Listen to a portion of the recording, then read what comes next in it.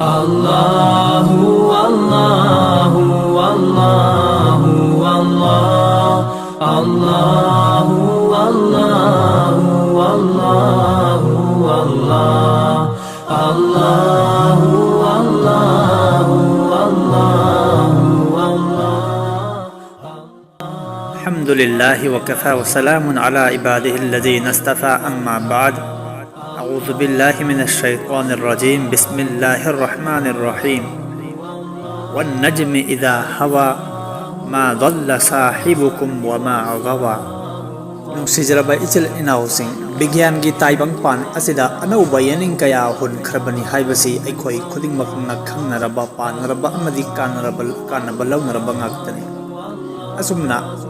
مدوغي منون دقي أنغبا أم أوينا أينشتاين جي أريبا تيوري black hole की वखल्लोन बु वैज्ञानिक कयाना मसक खंदोकपा ngमखरे ब्लैक होल करिनो हाइबा अयाम्बा मियोइसिंगना खंगरबा हिरमनि अचंबा वाहिदा ब्लैक होल हाइबदी थवान मिचाकसिंगी तासिनफम ओइबा मफमसिंग अदुबु कौवे वैज्ञानिक कयाना कुरान की मांगदा मरु लुकचबा ओइखरे हाइबा असिसो अफोंबा वफमनि अल्लाहना हाइरे थवान मिचाक खुदिंगमक्की मंगाल मुथतकनी वफम असिमक वैज्ञानिक सिंगना यादबा ngamde मखोइना हाई थवान मिचाक सिंगना मसागी मपांगल सिंग लोइसिल्लकपदा ब्लैक होल ओंथोखी अल्लाहना हाइरी अवइबमक अइना वासकली थवान मिचाक सिंगना तासिन खिबगी अमसुंग तसेंगना मसी नखोइना खंगजरबदी यामना चावबा पोसकनी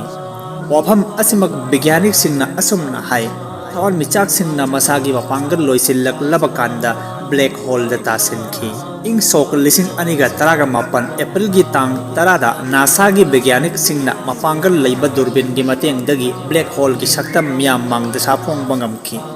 वाफम असिसु अफोंग बनी हाइबदी अचौबा ब्लैक होल सिंगना ब्लैक होल मचा सिंगबु चाथोकी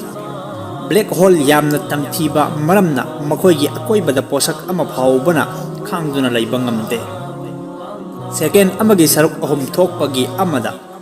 अतेंबा मतम की मनुंग असिदा ब्लैक होल ना मनाक्ता लैबा पोषक सिंगबु चिंगसिनबा ngammi वैज्ञानिक सिंगी मतुंग इन्ना ब्लैक होल थवाल मिचाक लाख कया की पुनफमनि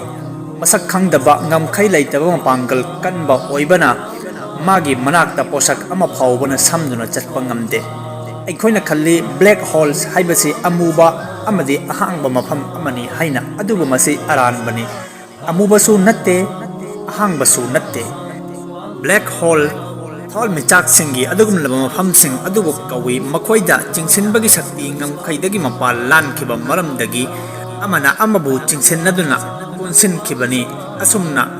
gyanna lamba phangdaba mapangal kanba amadi arumba posak ama oikhibani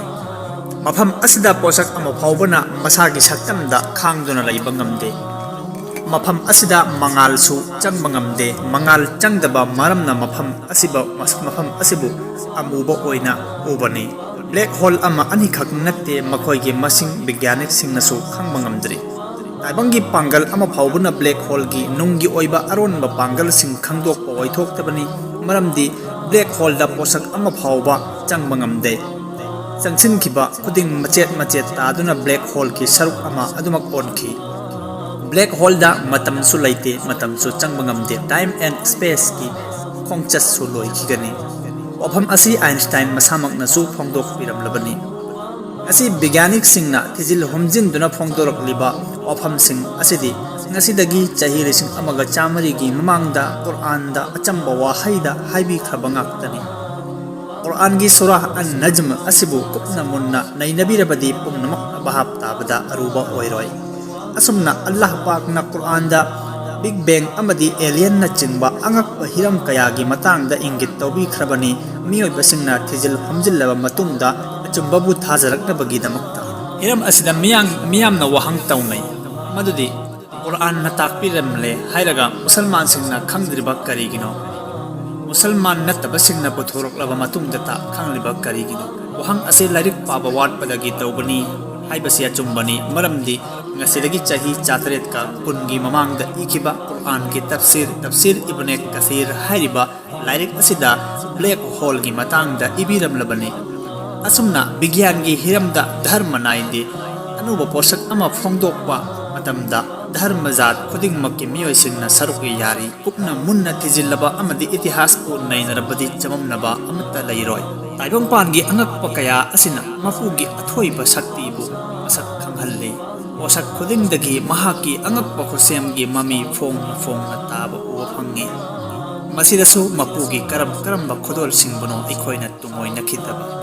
अल्लाह पाकना इखोइ खुदिंगमक्पु महाकी मखलूक ताइबंगपानगी खुसेम असिदगी महाक मुन्ना मसक खंगबा ngambagi spangal thawna ilma adopi na bibo oisano